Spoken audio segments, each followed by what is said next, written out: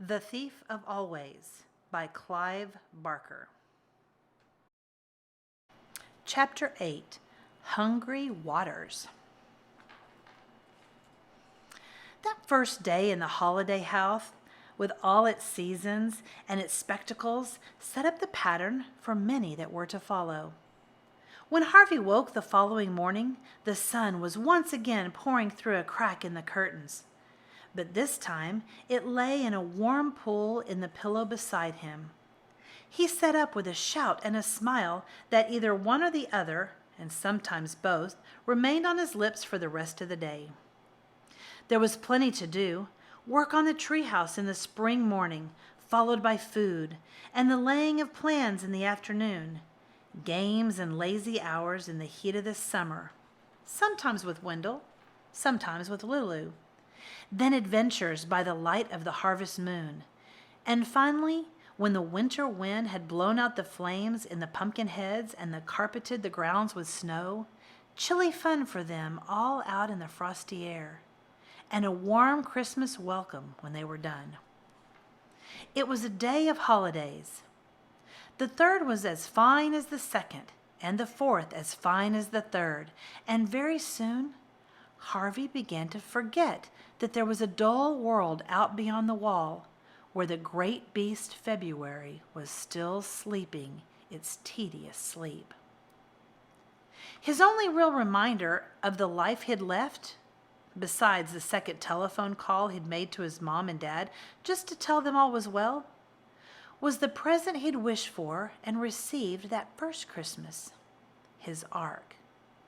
He had thought several times of trying it out on the lake to see if it would float. But it wasn't until the afternoon of the seventh day that he got around to doing so. Wendell had made a real glutton of himself at lunch and had declared that it was far too hot to play, so Harvey wandered down to the lake on his own with the ark tucked under his arm.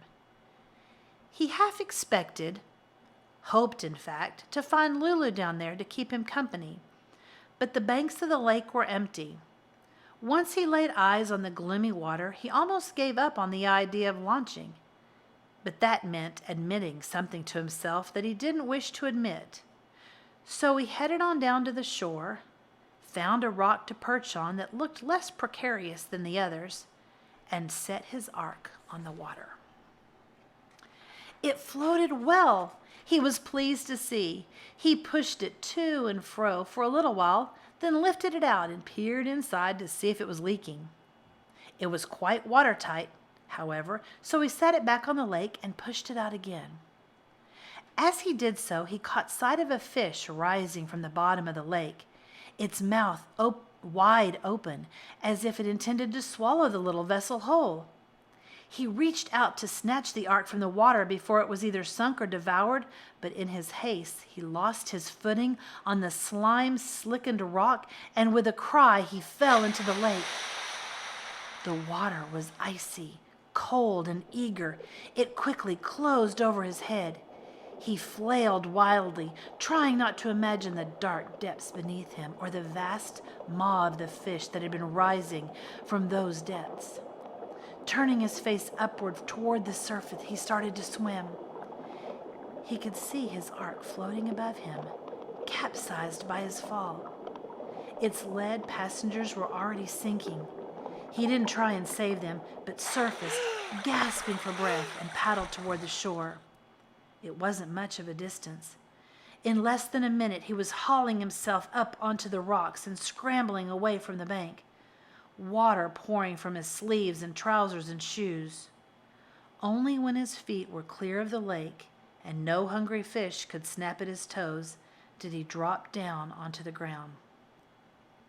Though it was midsummer and the sun blazing somewhere overhead, the air around the lake was cold, and he soon began to shiver.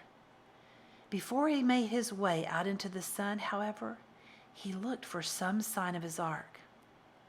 The spot where it had sunk was marked by a forlorn flotilla of wreckage, all of which would soon join the rest of the ark at the bottom. Of the fish that had seemed so eager to devour him, there were no sign. Perhaps it had swum down into the depths to chew on the drowned menagerie. If so, Harvey hoped it choked on its dinner. He had lost plenty of toys before. He had had a brand new bicycle, his prized possession, stolen from the steps of his house 2 birthdays ago. But this loss upset him as much, more in fact. The idea that the lake now had something that he'd owned was somehow worse than a thief running off with his bike. A thief was warm flesh and blood. The lake was not. His possessions had gone into a nightmare place full of monstrous things, and he felt as though a little part of himself had gone with it, down into the dark. He walked away from the lake without looking back, but the breeze that came to warm his face when he broke through the thicket and the sound of birds that pleased his ear could not keep his mind from the thought he'd tried to ignore when he'd gone down in the water. Despite all entertainments that the holiday house supplied so eagerly, it was a haunted place. And however hard he tried to ignore his doubts and suppress his questions, that they could be ignored and suppressed no longer. Whoever or whatever that haunter was, Harvey could not be content now until he'd seen its face and knew its nature.